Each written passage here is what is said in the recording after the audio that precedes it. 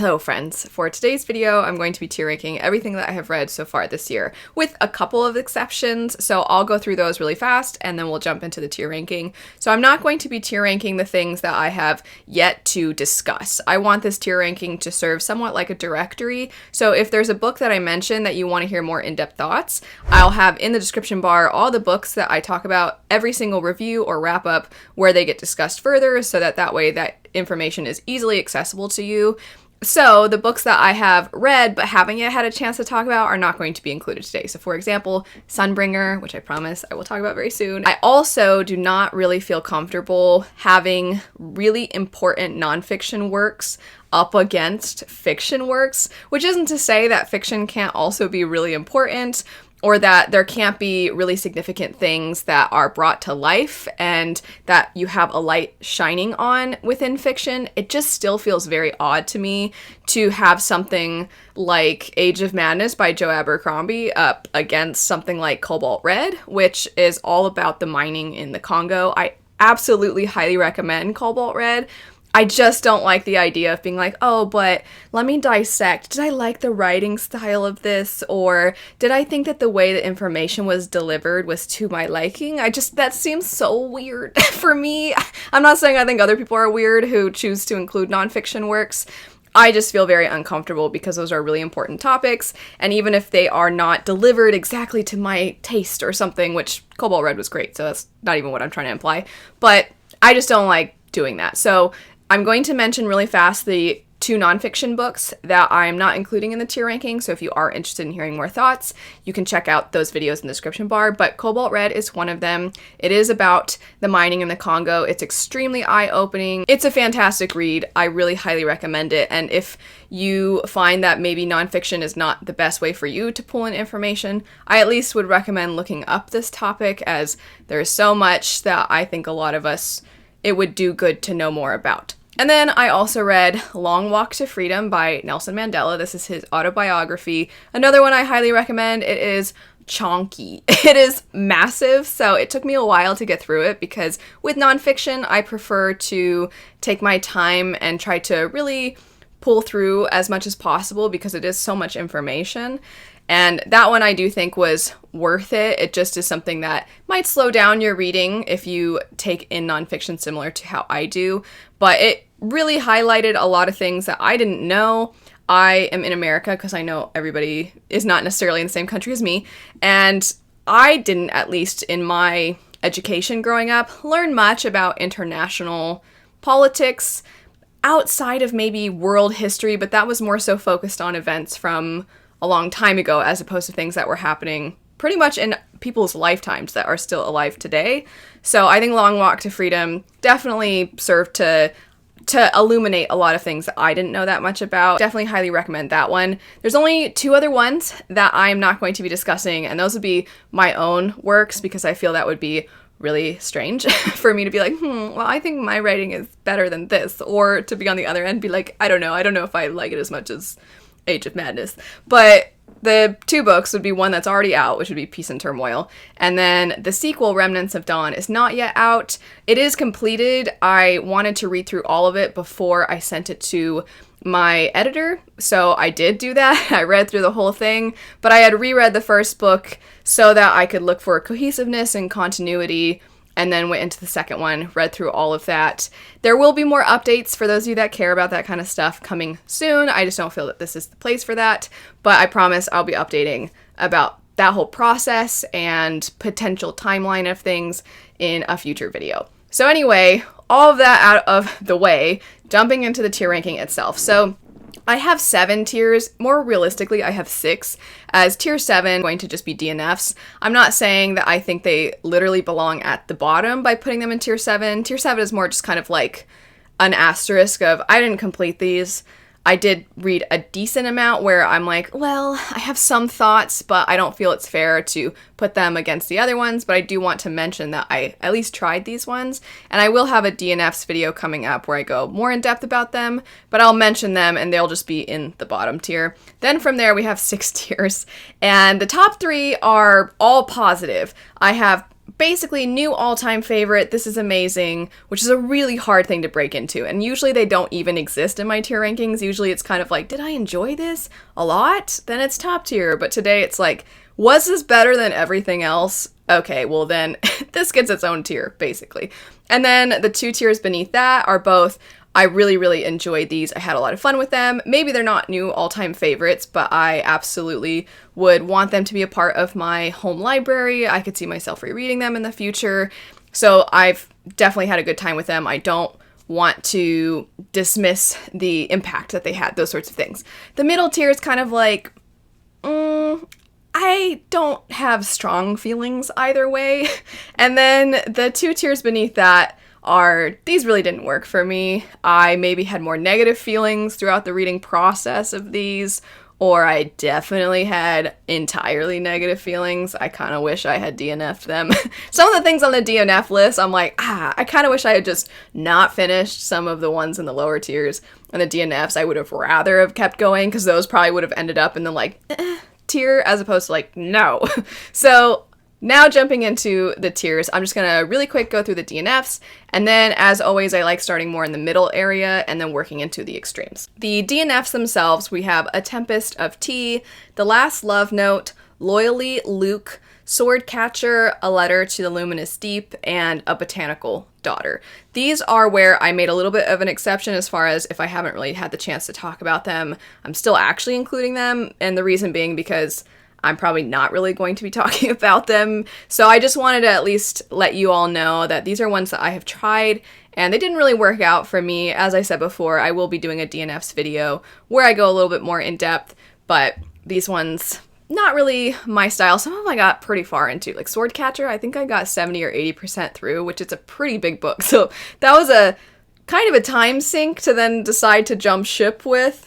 But that's the thing, is when you get 70 or 80% into a book that is bigger, that last 20 to 30%, you're like, it's still so many pages, as opposed to a book that's 200 pages, so then it's not a big deal. This one, I was like, I don't care anymore. Anyway, I said I wasn't going to spend too much time on the DNF. So, going into the, it was fine category, I'm going to start with Skyward Flight. This is not to say I had negative feelings about this one. This is truly kind of like the neutral category. Skyward Flight, I read the last one before Defiant, which I still need to read. I still need to read it. But I had wanted to pick up Skyward Flight, the last one, because I had read the other ones before, and then I wanted to get this one, because chronologically, there's a couple that you read more so around Cytonic, and then the last one you kind of read before jumping into Defiant. And I did that, and it was good, but I don't have super strong feelings either way. Next up, this one, actually I'm a little sad to have this in this category, but when I was thinking about it in comparison to the other things today, I don't think I liked it as much, and that would be System Collapse. Murderbot is interesting in that different entries hit in different ways, not just for me, but I feel like for everybody. Certain ones just resonate, and I found that the actual full-length novel for Murderbot, I loved. That was one of my favorites, if not my favorite entry, which I think is a pretty unpopular opinion. I think most people actually prefer the novella side of things, but that one just allowed us to have a little bit more time with Murderbot and their snarkiness, and also maybe another being's snarkiness, I'll say, and those two things combined, I loved. Plus, I really liked how Murderbot seems pretty unaware of the way in which they look at a teenager, a young person, and they have all these thoughts about, oh, humans, and the fact that they're so hormonal and emotional at that age, and then they themselves are exhibiting a lot of behaviors that are very similar. I found that juxtaposition to be hilarious. And then System Collapse came shortly after. It actually just picks up pretty much right at the end where it ends in, I should clarify, where it ends in the full-length novel. This one picks up essentially right after that. And I went from a pretty big high for me in the Murderbot Diaries to one that I felt kind of lukewarm about. I definitely think the commentary on the way in which art can impact a person and how they feel about the world and how it shapes their outlook, I really liked that concept. I just think the execution of it was not my favorite. So this one, again, not negative feelings, just sort of in the middle. After that, we have Ashes and the Star-Cursed King. This is the sequel to Serpent and the Wings of Night. This is fantasy romance, and as far as fantasy romance goes, I'm on a quest to find the fantasy romance style that works for me. And I believe it's out there. I haven't given up. And so I'm still kind of looking, because I love fantasy books that end up having a couple that you love or multiple couples that you love. So the idea of having a story where that's a central focus alongside an awesome fantasy world is something that I definitely crave. I would love that. I've said so many times, oh my gosh, you can probably predict what I'm going to say. Final Fantasy X is the perfect example of that, but it's a video game and I just want that in book form. Oh my gosh. But anyway, so I am still looking and I'm still open. And the first one, I do think blended fantastical elements with the romance building throughout the book. And then the second one, I just didn't feel as connected. So I don't think I would say I was really disappointed. I think it just kind of continued, but I actually think this one could have been a standalone. Well, I think the themes it was going for in the second one wouldn't have really allowed for that. But I just found certain aspects of the story to be kind of repetitive, and I think that's what really kind of brought it down for me. So this one, just middle, not upset about it. It's one of those where I had the first book and then I checked this one out from the library, and I'm kind of glad, because I'm like, I don't know if I need to have this duology. Still definitely really open to reading other works by this author though. Next up, oh no, do I say this one? The Will of the Many. I know this is such a booktube darling. I know so many people love it. I can see why so many people love it.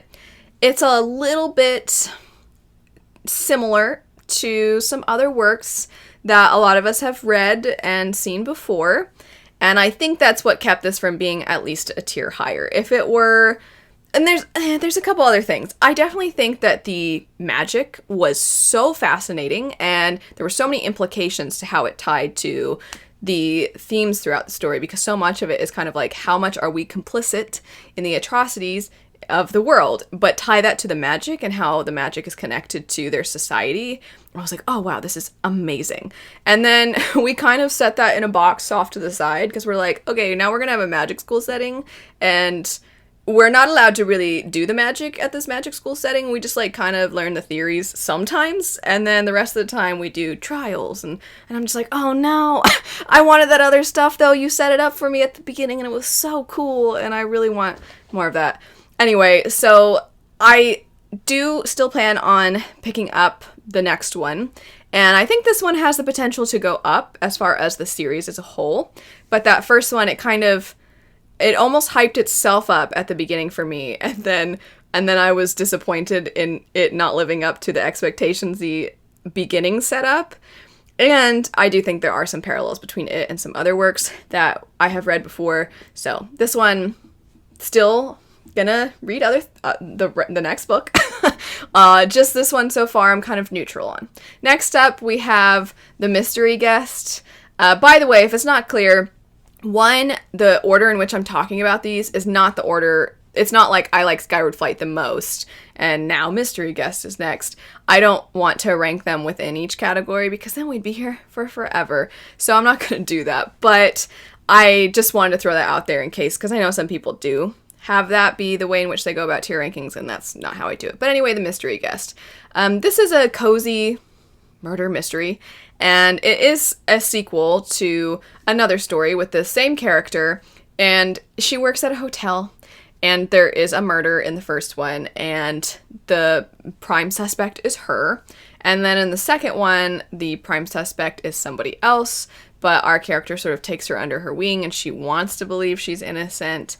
And it was, I don't think it was as good as the first one. It was fine. It was one of those books where if you're not wanting a huge obligation, which a lot of fantasy works, the worlds are really big, you have to learn the magic systems and the inner workings of the politics and all the trauma that the character has endured, which isn't to say that this book didn't have other things within it besides just cozy or anything like that. There's just not as much that you have to process and take in. So I do feel like this is a good one for if you're just alone on a Friday night and you feel like cozying up and reading a little murder mystery, then it fit that just fine, but it's not really one that sat with me in the long run. And then last for this category is A Curse for True Love. This is the third and final book in this trilogy. And I have said before, this series is basically like fairy tales on crack. It's like, what if fairy tales, if we took just every bizarre thing that happens in fairy tales and we threw it all together and then we put it in a pot, but then you don't just take some of it out, you just like knock the pot over and it spills and you're like, there, that's this series. And it completely knows what it is. It's so ridiculous and almost borderline nonsensical. And I definitely enjoyed the first two books. This third one though, I just felt like it was kind of fast. I guess I wanted a little bit more to it than what we got. It also had a memory component to it, which that can be very difficult to pull off. It's one of those things that I could be kind of picky about, and I didn't love the memory component in this one, but I also didn't dislike the book, so hence why it is in this somewhat neutral category. From here, let's go up to some positives. So this next category would be it's not necessarily the like, oh my gosh, this is amazing, and it's not the all-time new favorites category, but I definitely have positive associations with these. So first up, we have The Tainted Cup. This is one that I really enjoyed the blend of genres that this was. It is a fantasy detective story, and I really enjoyed that. I am interested to see what we do with the next installment, and I wasn't necessarily mad about this by any means, but I did wish we got a little bit more time to know the characters and get to see the characters interacting with each other. But I'm hoping that over the course of the series, we'll see a little bit more of that. It's just, it moves so quick within this detective story that you're constantly jumping to like, okay, well, now we have this new clue. Now we have some information about this particular substance. Okay, so now that we have that changes things. So let's go over here. And it's like, I just kind of want to know more about you. And I know that that's not really what this story was, but it did keep it a tiny bit from being probably in the second tier, but I still had a lot of fun with this one. The world building was extraordinary. I really enjoyed the world building, so I am really curious to see where the series goes from here. After that, I have no problem admitting I have absolute bias towards this next book because of the movie, and that would be Howl's Moving Castle. So this one is not one I've talked about on this channel, but rather over on my side channel, Full Meta Analysis, as I am going through all of the Studio Ghibli movies and doing in-depth discussions with my friends. And Howl's Moving Castle, I wanted to read the book before rewatching the movie, because I have seen the movie before, and it definitely kind of added some context. The book changes, the book came first. There are different things about the book than the movie. The movie changed quite a few things. I was really shocked to see what the movie invented and what the movie didn't include, but I had so much fun with it. And again, I have absolute bias. I think if I had read the book on its own, it would probably be more so in the neutral tier, but because I have that tie from the movie in my mind, it does elevate it. It's kind of like how I feel about the Witcher series. I played the Wild Hunt video game first, loved the characters from that, the voice acting, the music, the world. So all of that is with me when I picked up the book series, and a similar thing for this one. So I admit there's bias, but it still made for a fun reading experience. After that, we have Dragon Fruit. This is one that I actually was quite surprised by because it felt much more like a folk tale than what I was expecting. I picked it up thinking it was going to be kind of a fun adventure story, which to some degree it is, but it really feels more like a folk tale with rather strong themes and then also really cool dragons and the lore behind the dragons and their tie to humans, and the tie between humans and some creatures in general was awesome, but it didn't come across the way I think the marketing made it come across, and for me that was a pleasant surprise. So I quite liked this one. Also, Song of the Six Realms, I think I might have talked about both of these in the same new releases video. Song of the Six Realms has a little bit Howl's Moving Castle vibes in that you follow a character who is sort of kind of stuck in life, and then this mysterious individual comes along and sweeps them away to this other place, and it seems like there's a lot of people that kind of have their fingers involved. Like they're very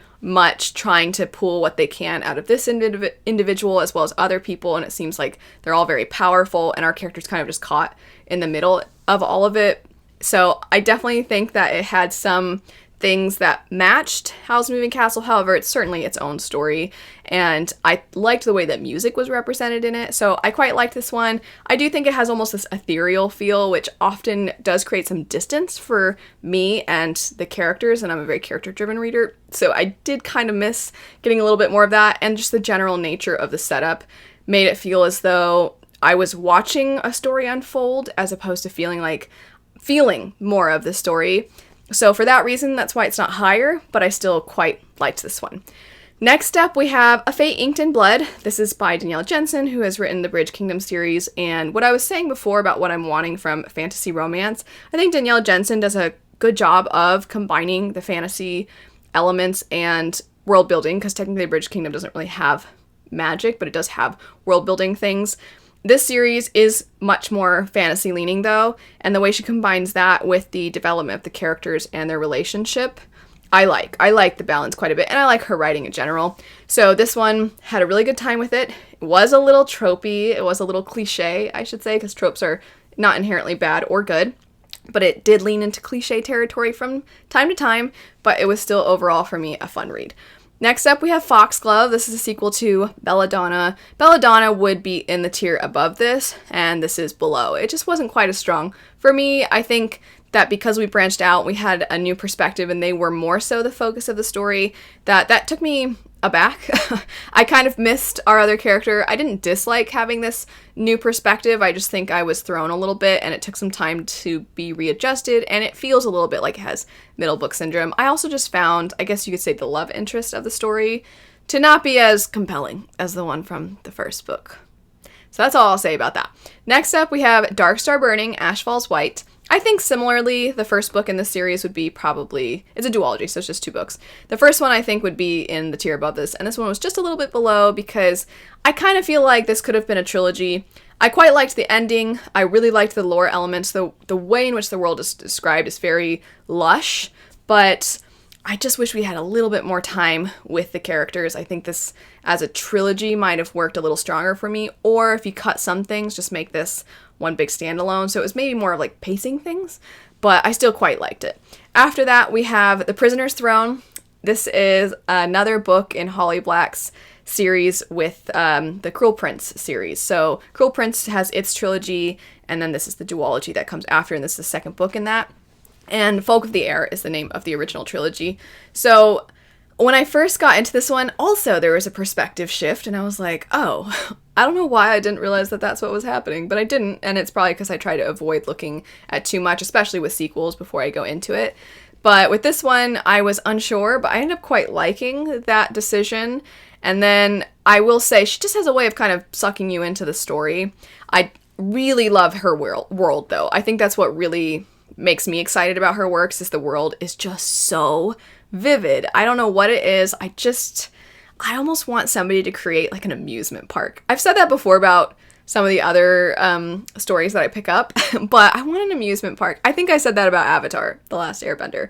But I would love that for Holly Black's world. Like, if somebody, this is stupid, I don't know why I'm bothering to say this, but if somebody could take some kind of like botanical gardens and then, I don't know, have some kind of like something mixed in with that. An amusement park would be stupid, so let's not act like I said that. But something where it's just like the plant life and everything, and like some beautiful area. Maybe I just want to go to the woods. Maybe I just want to go into the forest or something. We just don't have pretty forests in Arizona. Like we have some beautiful scenery. I'm not saying we don't, but we don't have anything that feels like her world. So I'm like, maybe I just need to travel. Maybe that's what I'm craving. Anyway, it makes me want that. It transports me, I guess is what I'm trying to say. So that's the main reason it's in this category. Next up, Cage of Dreams, another second book in a duology. I think I liked the first one a little more. This one was a little repetitive. I do think I have the unpopular opinion of finding this duology hilarious. It's very niche, it's very morbid. It's basically what if your nightmares could become reality, and then how does society deal with that? And also, what if society is just filled with crime bosses? And it kind of has like a Gotham setting. And it's zany and over the top, and I had a lot of fun with it. I just think I liked the first one a little bit more. Moving now to tier 5. These were ones that, that's my feelings, right? That's kind of like this tier. It's like, all right, I guess. And that's not the worst, but it's also not really positive. And the first that I'll mention would be How to Sell a Haunted House. I can't decide if I thought this was brilliant or just so tremendously stupid. And that's the thing, is like, it is stupid, but I think it's intentionally stupid. So I appreciate it and I respect it, because it kind of is like a nod to a lot of things within the genre. And the genre being more of like the slasher, horror, murder, mystery, like paranormal. It's kind of taking things from all these different movies that we've seen and books, and it's sort of throwing it all together and then making fun of it, but then also having some themes within it that are actually kind of hard-hitting.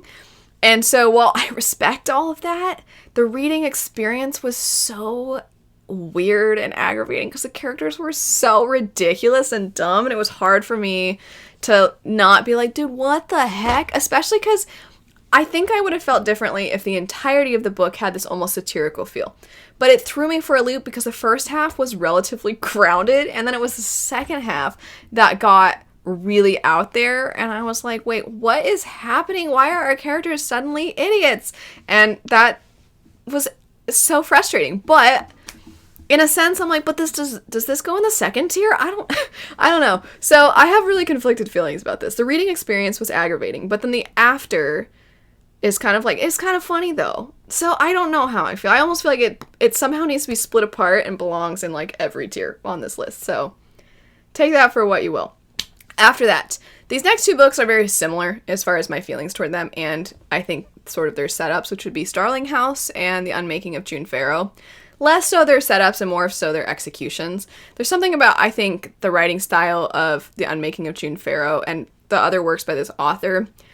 There's just something about it that I don't connect with, and I think it's good writing, and I like the imagery that it evokes and the emotions it evokes. It's just, it never sits with me. Like, as soon as I'm done with the book, I'm like, that was a book, and then I don't really have feelings after the fact. And I don't know what to make of that. I almost feel that her writing comes across more of like a movie and not as much a book.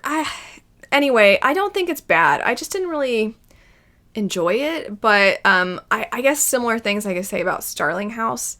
This was one where I was liking it initially, and then for me, I wished it had either just not had any fantasy elements or leaned into them much more.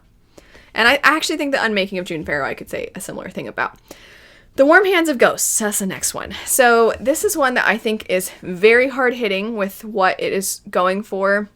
And I think that the writing style I didn't love, but I do think it's a reflection of the way in which our character is quite traumatized. And so the writing itself sort of reflects the way in which she kind of shuts everything down and only goes through the motions and the essentials of just existing. So I do think that the writing feels like that. It's like bare bones, but I think it's intentional. And I respect that, but it didn't make for like a character that you're like, I wish we kind of like dig into them a little bit more. But that wasn't really what made me not love this as much. It was very floaty and kind of abstract. And some of the things that transpire in the book I didn't really love. And I'm very picky about books that put you in this like weird headspace of like, wait, is this even happening? Are they hallucinating? Is this real? I guess it is real. Is this just historical fiction? Is this fantasy? I'm very picky. As a good example, Piranesi. I did not like Piranesi, but there are some similarities as far as that feeling. Piranesi definitely way more, but this one has a little bit of that, and it's hit or miss. It's an artistic choice that I definitely respect. It's just not one that ended up ultimately working for me, but I would still recommend Warm Hands of Ghosts. And in general, I recommend things even if they didn't work for me. Guards would be the last one for this. Sort of what I was saying about How to Sell a Haunted House. The first half of this, I was like, oh my gosh, I can't wait to go to my used bookstore and find a bunch of other Discworld books and really dive headfirst and take the plunge. And then the second half, I just feel like the really clever humor, the way in which it was so accurately pulling things from our own world and then putting them on display and then making fun of it, all of those sorts of things that I really liked about the first half, I don't feel were as strong in the second half. The second half just kind of had a lot of, which I like puns, but it had a lot of puns that kind of got old, and certain things that just like kept repeating the same thing, the same joke, and I'm like, I get it. And it kind of went from clever humor to, for me, like really dumb humor. And I like some dumb humor. I like a mix, but I think that's the thing, is I wanted it to be a little bit more mixed throughout, as opposed to more of the clever humor initially and then the dumb humor in the second half. So yeah, I don't know. And then if the way it's set up, it doesn't really invite you to be like, wow, this world or these characters. It's not really that kind of a story, which I was fine with. But when the other components that I do like sort of fall off halfway through, then it's like there's not a whole lot else that is really something for me to latch onto. So, but I've heard a lot of Discworld is like, one person will be like, oh my gosh, I love these books in Discworld. I didn't really like this one. I hate this one. This is like the best thing ever. So I know that this isn't necessarily a representation of all of Discworld. I'm not saying I'm not going to give more of the books in this world a shot, because I will.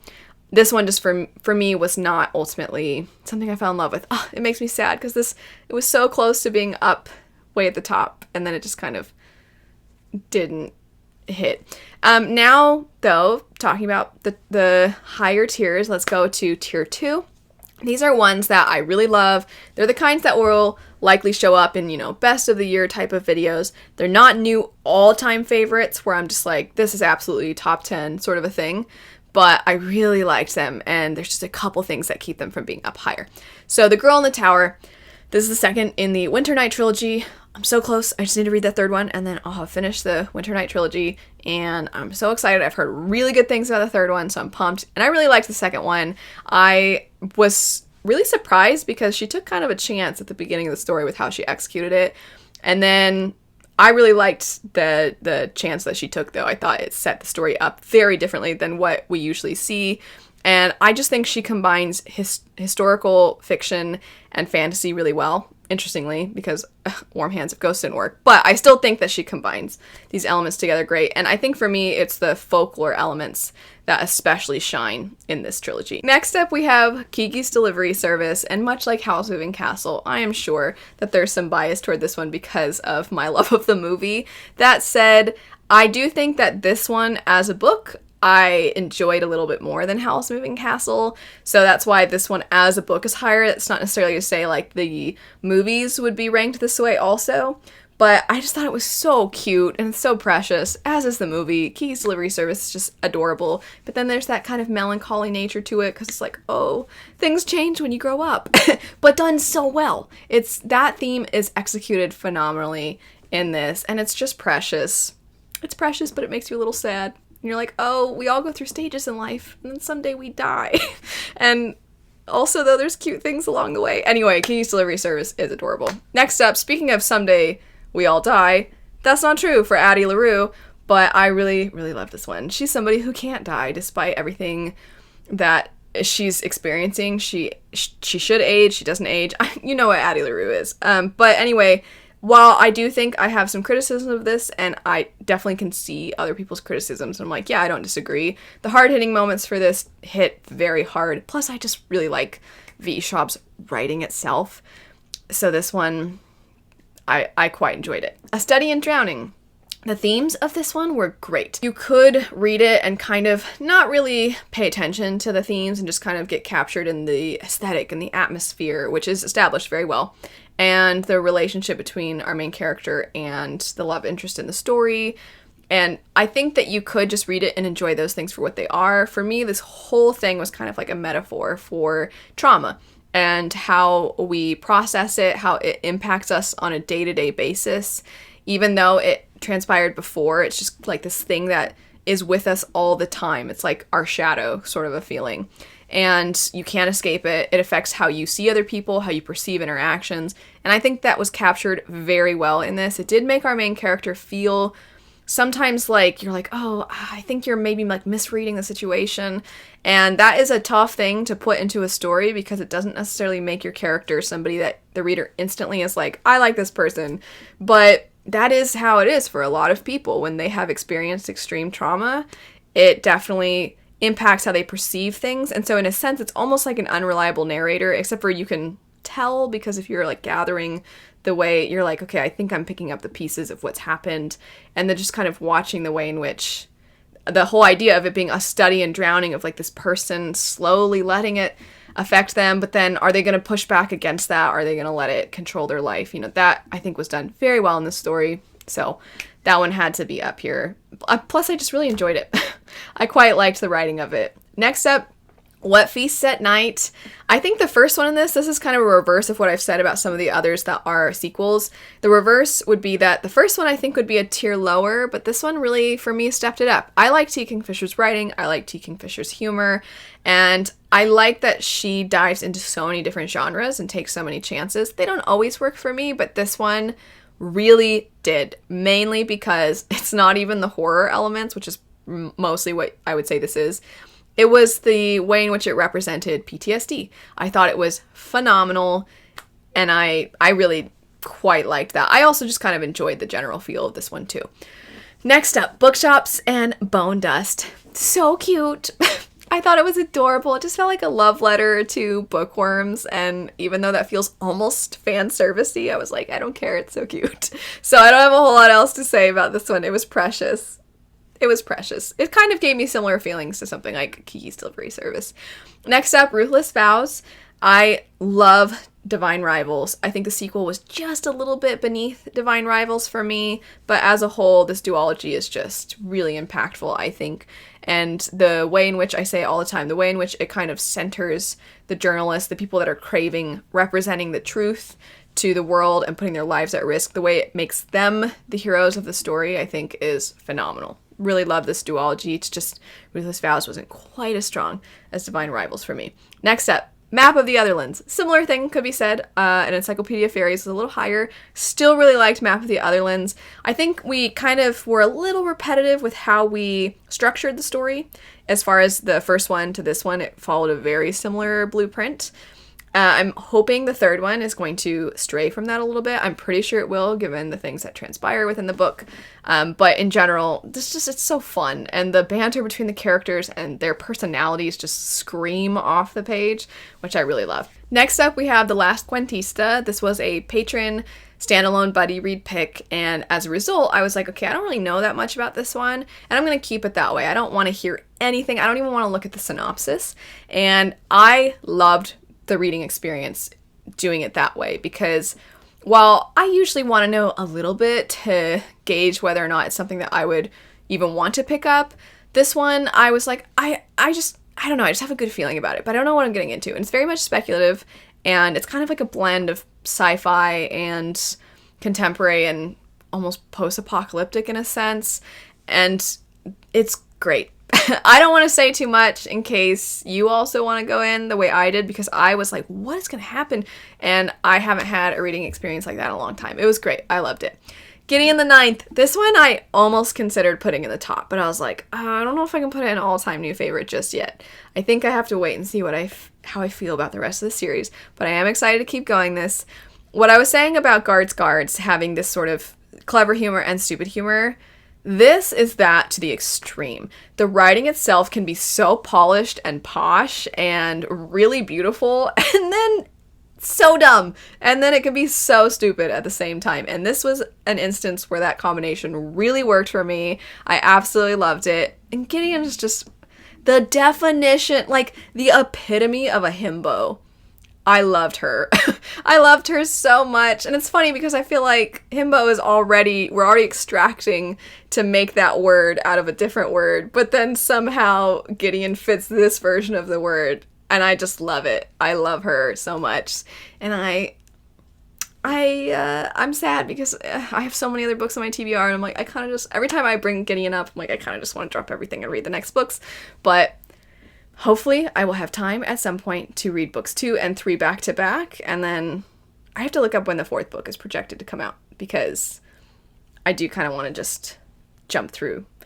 And next up, Rise of the Ranger. and Ascendant. These are 2 SelfPub works that I've picked up this year, and both are kind of pulling from classic fantasy. One of them is much more classic epic fantasy, and the other one's kind of classic dragon fantasy, and I think both of them are doing that very well. While it is similar to things I've seen before, you can start to see where they're branching out into their own things, and because of that, these, I think, have turned out to be really great reads for me, where it is mixing some of what I think we're very nostalgic for, but also is doing something different and new with that, or having characters that feel really like you can easily connect with them or root for them, and I'm having so much fun with this, so I can't wait. I have technically read the next book after Rise of the Ranger. Haven't had a chance to talk about it yet, but I'm enjoying the series so far. It's a long series, so I have a long way to go, but I'm enjoying it. Okay, the bottom tier, not the DNFs, but just the bottom of like regular tier ranking. I've only got 2. One of them's Ironflame.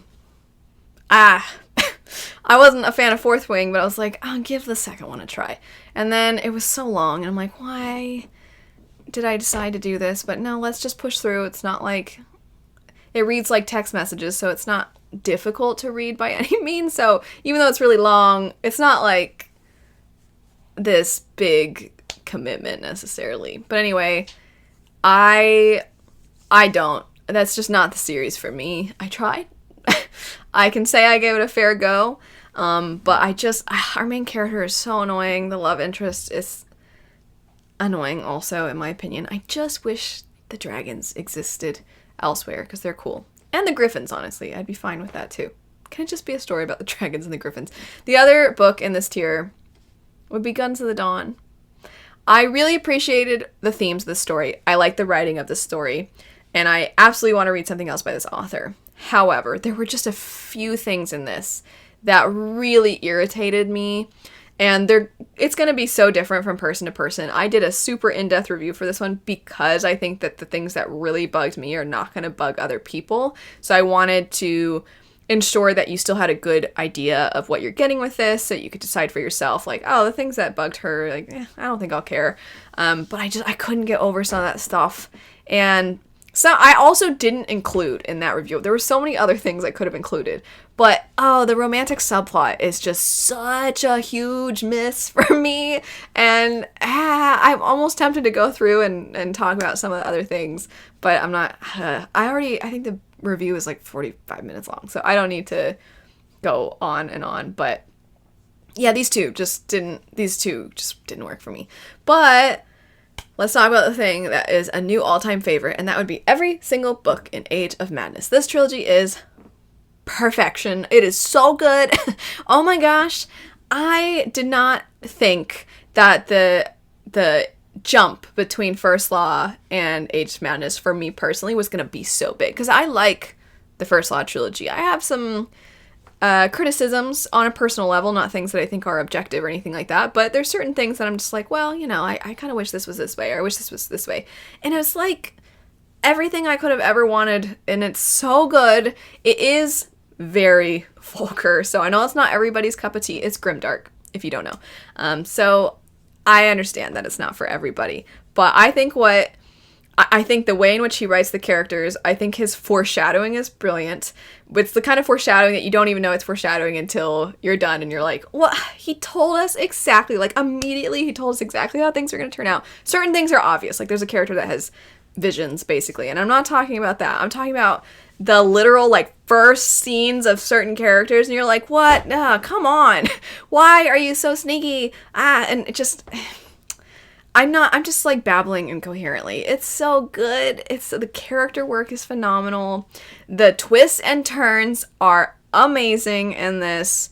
And the themes are perfection. This kind of idea of the masses versus the intellectuals, if you will, which aren't necessarily actual separate.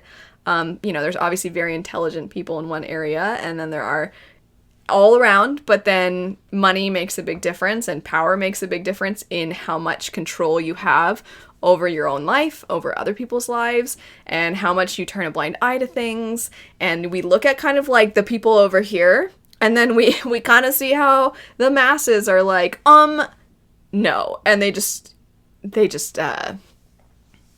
chaos ensues, I'll say. The Wisdom of Crowds is basically the perfect name for the third book. It's so good. I'm not really saying anything with any kind of structure, so I apologize. I do want to do a very in-depth review for this trilogy if I can, so that way you can hear more than just weird noises, basically. It's so good, though. Oh my gosh. So yeah, definitely an all-time new favorite. Definitely an all-time new favorite. It's up there with my favorite. And that, I can't think of the last time a series has broken in to, because I know some people do updates every year of like, oh, my favorite series of all time, 2024 edition. And I'm just like, how is it that different from 2023? For me, my all-time favorites have basically not changed for most of the time that I've been making videos. And when I say all-time favorites, I'm specifically referring to completed series. So that list is like not different. Every now and then I'm like, maybe I should update. And I'm like, no, there's nothing to say. There's like, oh, it's all the ones from before, but then also this one. And I'm like, why would I make a whole video? I could just not. So anyway, it's very difficult. That's my point, for me to seriously commit to saying that something is a new all-time favorite. And it was not difficult whatsoever to say that about this trilogy. It was so good. It's phenomenal. I cannot wait for Joe Abercrombie's next series because I have such high hopes that it is going to be everything that I'm feeling about Age of Madness that I'm going to feel about that series too. Anyway, that's it for a tier ranking of everything I've gotten around to so far this year. A lot of things I quite liked, and some like middle of the road, and then not too many things that I absolutely despised, which is always a good feeling. Of course, not too many things are new all-time favorites either, only one. So as you can see, I have a tendency to not feel the extremes very often. I feel like a lot of books for me kind of sit in the middle, but the extremes are difficult. The really all-time favorites, rare for anything to go there, and then the ones I can't stand, that's also kind of difficult. It's less difficult to break into that, but it's not common, which is good. But then there's some DNFs. The DNFs were not necessarily things that I thought were atrocious or horrible or nobody should ever pick these up. They just weren't for me. So in general, I would say that thus far, this reading year has been pretty good. Most things lean toward the positives, which I am very happy about. I'm curious how your reading year is going so far. Feel free to let me know. And as I said at the beginning, this has served as somewhat of a directory. So all of these books I have discussed further in other videos. And if you're interested in seeing those, I'll have this linked. But thanks so much for watching. I hope you have a great rest of your day, and I'll see you later. Bye.